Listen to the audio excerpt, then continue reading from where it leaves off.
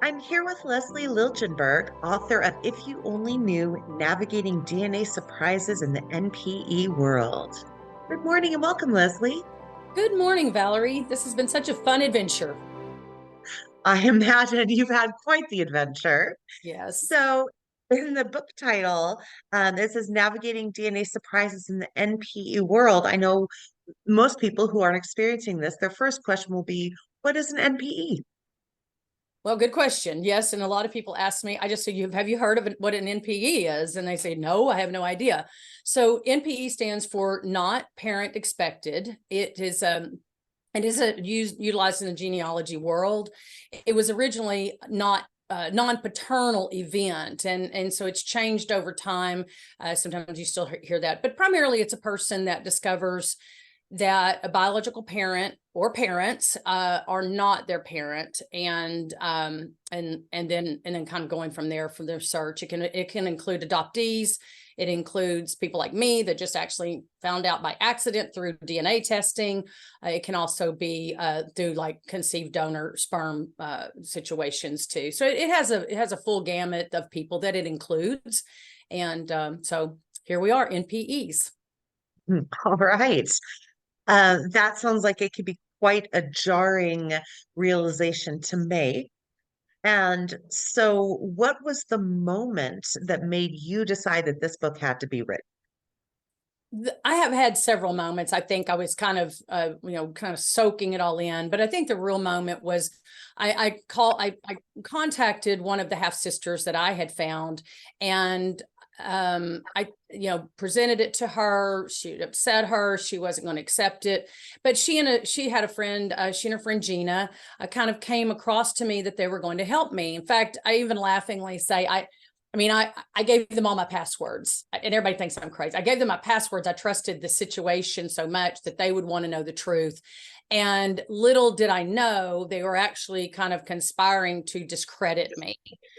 That kind of backfired on them, which to my benefit. But I think that behavior and that heated text that I began to get from them really made me think, gosh, there's a lot of people out there that are hurting from this and enduring this kind of behavior.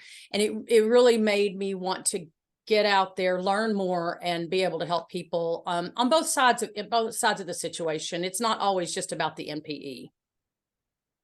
Yeah, and I can't even imagine you've just had like this big life shock, and then you reach out to your family to try to get some answers, and then to be treated that way, it's adding insult to injury, it seems. But it also seems like it was the catalyst for you, sharing your knowledge with others. So, Right. that's Yeah, something. you and I use that word nudge. Yeah, it was my nudge, Yeah. my push, or my throwing me into it. But yeah, it worked. Yes. Yes, it did. And your book came out beautifully.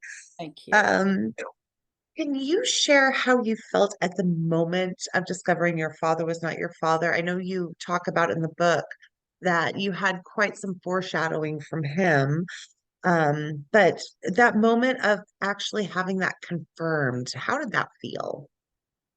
It for me, it was pure relief. And I think it's just because of the way that evolved for me. That's not obviously the way that a lot of people feel. But it was pure relief. It was a moment that it took a huge burden off me. It made it made my heart just finally go, wow. I mean, I'm not crazy. As you and I share sometimes, I felt like I was chasing unicorns, and I was being, there was a lot of gaslighting going on. There was people, my mom really making me feel like I was crazy and everybody else around me was crazy. So it was really great to have that moment to go, wow, this underlying current that I've been dealing with the majority of my life is real. And I'm not, I will never, I'm transparent. Of course, the grief and the tears, all of that came later, and it did, and it still comes. I've been in this journey, knowing, for going on 3 years, but there are still times where I can be telling the story and I tear up. It's just not it's not always an easy adventure. I imagine it isn't. I mean, that seems like it would be a major emotional flashpoint in one's life to Yeah. have this experience. And just like any big emotional event, it's going to take some time to work through it. And you'll go through, no ebbs and flows and phases, but you've just handled yourself beautifully. Thank you. Um, Welcome. What would you like your readers to take away from this book? What is the biggest thing that you would like for them after reading this book? Well, I have several points and things that I would like. And of course, I want this to be on both sides, not just the NPE, but also people that are learning about these surprises themselves, because it affects everyone. But I think the most important is you're not alone. There's so many resources out there. This is a growing phenomenon. I mean, it really is. There's so many thousands of people finding out every day, and that's hard for people to absorb. But I think you're not alone, and know that there are people you can reach out to. There are people out there that want to hold your hand. There are people like me that want the story out there. I want to be the voice of DNA and NPEs. I do. And then there are also people that are there that never want to discuss it, and there are people that just want to be there to help others.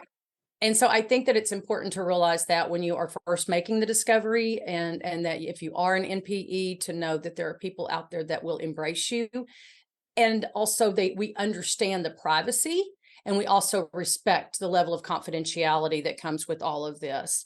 The second would be, I think, to not give up. There's going to be naysayers. There always will be. There will be people that say, why are you doing this? And can't you just let it go? If you want to let it go, let it go. But that's up to you of how you deal with this. And again, that's also the decision of person that's not the NPE. Everybody has their point that they want to know the truth or not, and they want to accept it. So I always mention that. And then I think, just to be gentle with yourself. I have to really focus on that, because there are moments where I've gone full blown. I think you've done some of my editing, the bull in the china shop, and you can't really always do that. You've got to walk softly, and as you learn and to address it. And for me, what I have always done is I'm a compartmentalizer. So when I learn a little bit, I take that and absorb it. So I may journal it, I may write it into a chapter. And then at that point in time, I let that soak in. And then maybe I'm ready to go pick up the phone and try to reach out to another family member. And then once I meet them, I step back and I just give it time, because it's still, even when you're meeting people and they're part of your bloodline and they're just part of your family, it still takes a little bit out of you. It sort of just kind of zaps your energy, and I have to refocus. And as we call it in our house is called defragging. As I've got to defrag it, set it aside, and then I can start. So I think that that's great advice. Whether you're an NPE, know someone who's an NPE, or just for humans in general. So thank you for that. oh, sure. So thank you for taking on this task for all the people who are going through this. Your advice is great for humans in general, not just NPEs, and I know that you are going to make a big difference in many people's lives. So everyone, make sure to pick up Leslie's book, If You Only Knew, Navigating DNA Surprises in the NPE World, on Amazon or at bookstores everywhere. Thank you, Lezlee. Thank you, Valerie.